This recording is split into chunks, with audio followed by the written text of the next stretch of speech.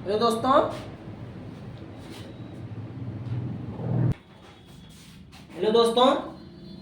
आज आपके लिए पार्ट 2 लेकर के आए क्लास 9th का मैथ का। स्टार्ट करते हैं, जिसमें आपको पिछले क्लास में मैं पूर्णांक और पूर्ण संख्याएं के बारे में चर्चा किए थे। आज आपका सहअभाज्य और अभाज्य संख्या है। चलिए देखते हैं। इसके बाद आपका अगला आएगा परिमेय संख्या या अपरिमेय संख्या। स्टार्ट करते हैं। सहअभाज्य संख्या क्या होती है? क्लास 9th का है, मैथ आज से स्टार्ट हो रहा है। तो सहअभाज्य संख्याएं क्या होती है ये जान जाइए। पहले अभाज्य संख्या जानिए, तब सहअभाज्य संख्या जानिए। पहले अभाज्य संख्या क्या होती है? जो संख्याएं स्वयं, कहने का मतलब यह होता है कि जो संख्याएं स्वयं एक के अतिरिक्त अन्य किसी भी संख्या से विभाजित नहीं हो पाते हैं, उन्हें अभाज्य संख्या कहलाते हैं।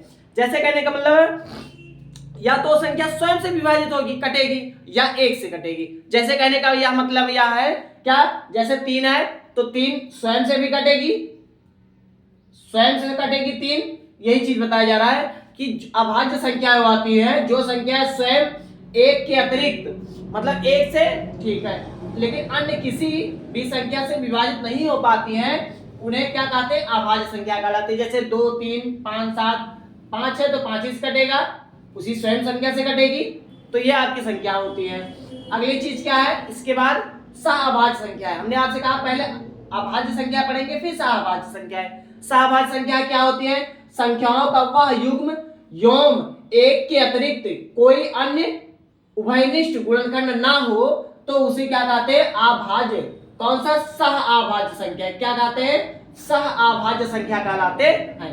कहने का इसका यह मतलब था क्या कि संख्याओं का वह युग्म, जैसे युग्म मतलब जोड़ा, संख्याओं का वह युग्म जो एक के अतिरिक्त कोई अन्य उभयनिष्ठ गुणनखंड ना हो तो क्या कहलाता है? सहअभाज्य संख्या कहलाता है। तो यही होता है सहअभाज्य संख्या, मतलब उसका एक जोड़ा हो। जैसे 2 का 5 हो, 3 का 7 हो, 5 का 7 हो, मतलब एक जोड़ा हो तो वो क्या कहलाता है? सहअभाज्य संख्या कहलाता है। तो दो आपको अभाज्य संख्या और सहअभाज्य संख्या को आपको हमने इस वीडियो में पार्ट 2 में बता दिए। पार्ट 1 भी बताए थे, आज आप ये आपका था पार्ट 2। अगर आपको समझ में आ रहा है तो चैनल को लाइक, सब्सक्राइब, शेयर जरूर करिए।